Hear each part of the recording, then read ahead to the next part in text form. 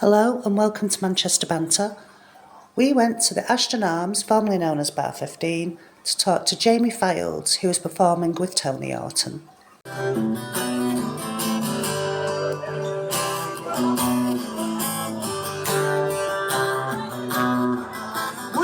met when we were at school.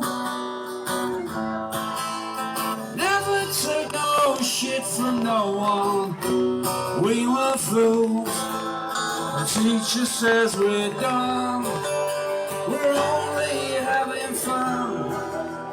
We piss on everyone in the classroom.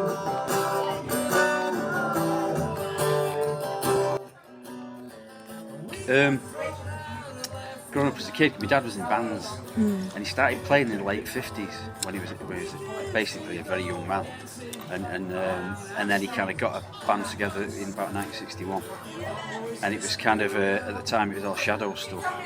So I never saw this obviously because I wasn't born. But basically what it was everyone was in the Shadows in 1961, pre the Beatles. Yeah. So they used to play that kind of thing. Then they got a singer and did sort of rock and roll stuff, and that went on for quite a few years. So it was always in the house. There was always guitars in the house. We always had a piano, even if it was knackered, And he used to be out sort of twice a week playing, because then it was all working men's clubs, and they were all open 3 times a weekend kind of thing. So I was always hearing it and listening to his records, I suppose.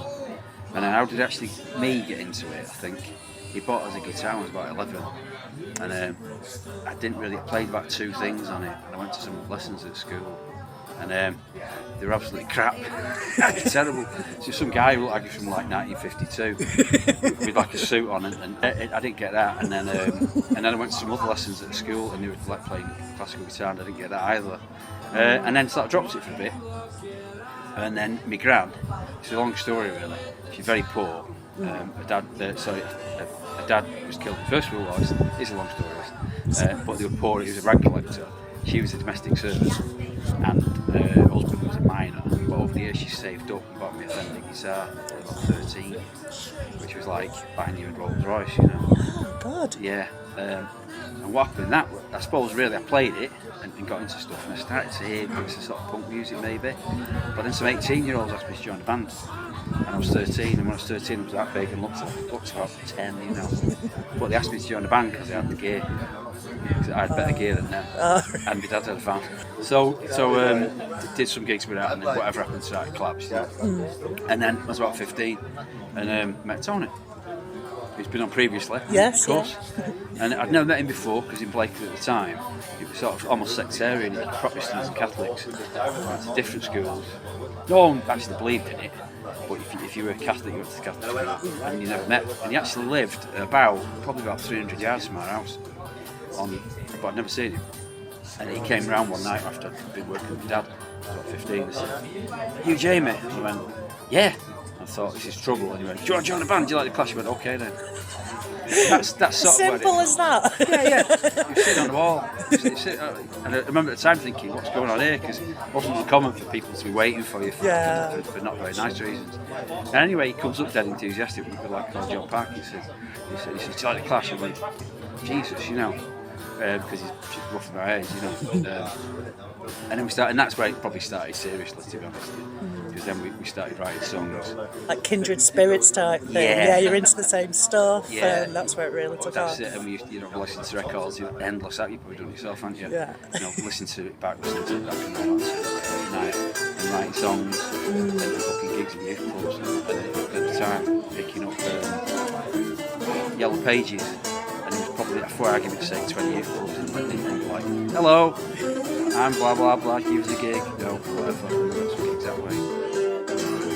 I mean, the Clash was a big thing, both me, and Tony as well. But it's kind of like your first love, isn't it, really, I think? And when you sort of, whatever you like when you're about 15 or 14, it stays with you. They're the golden years, aren't they? Yeah. But the difference is, with the Clash, they're really good.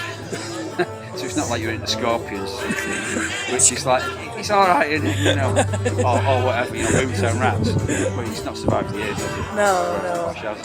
Yeah. It's that. Then got into sort of 50s rock and roll. joined the 50s rock and roll band and did stuff across Europe.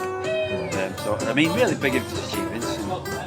And, as a singer and as a jungle musician. You kind of have periods where I do a lot of it. I don't, just through other time. The best time is to give yourself time. If you've got a process, it usually comes from a phrase. I saw some people with a melody, but I used to get a phrase in my head and then build backwards from there. Come up with most of the lyrics, and the music will come at the same time each. But the lyrics are quite complicated sometimes. So it comes from that. But in terms of getting it done, I've got a new routine, because what I found was you get writing a song and then you have to go and do something else. You might have like 2 verses, chorus, and you need to finish things. It's difficult to finish it. So basically I've got a rule now. I'm going to write it. I write it then. I'll finish it. Oh yeah. Yeah, and it works better. I mean, there's loads of good gigs in it, and the funny story with that is, probably like a lot of people, I've got 2 lads, and whenever we're talking about some place or going through it, I'll say I've done a gig here, and then I'll stop saying it because it's like so many. It's like everywhere, you know. Like whether I've done a gig, you know. The best musical gig. We used to go to Europe a lot with a rock and roll band in the early 20s, and some of them were wild. So we could turn up, and this is before the internet. So you turn up in Holland, or in France, not knowing where you were going, and be great with people like throwing beer at you, and loads of people going mad. So that was great, really. And after that, we played some festivals in Norway with a band called Buchanan, which is sort of, let me think, two of my new band, current band, Great Electric, the pedal steel player, me and loads of people now. And we didn't know, because country music at the time, about 10-15 years ago, people were sort of laughing at it in this country. They don't know. And anyway, my mate, he was a promoter from Austin, Texas. He said, "Come over and play at the festival." Just thought, yeah, great. We got then just billions of people there. Really? And yeah, really. You know, like one of them was like a 10,000, it was 15,000, and you won't get it here, you know. No, you It was a great time, and it was free beer. Getting gigs when you do your own songs, really. Yeah. That's the biggest challenge. Everyone wants the covers. Everyone wants tributes or something like that. You know, and that's, people. That's all right, but it makes it difficult sometimes. Plus, a lot of venues are not open that used to be. I think it's just there used to be quite a lot of venues that were just for originals, I think. Yeah. And they're the ones that are closed. So The grassroots music. Yeah, maybe. Yeah, it has. You know, like there were loads of places, and so probably the rest of the places not really that changed. It's just some of those bits are gone, you know. Yeah. We still got loads. So we played at what was it called? The other week, Colne, the Great British R&B Festival, which is odd because we're a country band. But playing originals there is fine, you know. There's loads of people like that, you know. So it takes over the whole town, you know. Yeah. So there's enough there, you know. If I'm being honest, I like collaborating with who I'm collaborating with. Yes, absolutely. No, it's true, because I'm not into fame or stardom, or it doesn't impress me particularly. I like what it is. So I honestly, playing with Tony tonight, love doing stuff with him, collaborating with him. People we play with Tony as well. My own band, because we work creatively, you know. So the way it works is we all have an input, you know, and listen to each other. So and they're great players. You know. You found your groove type thing. Yeah. But sometimes you have to what's the word? Foster it, don't you? You know, you have to kind of say, this is what we're doing, and everyone's ideas are welcome, you know, and you get something better by doing that, you know, instead of standing there like, you must do this, you know. Yeah, here's a message. We're just finishing our album in Airtight Studios in Charlton. It sounds brilliant, I think, but it's pleased with it. So I've listened to it, see what you think.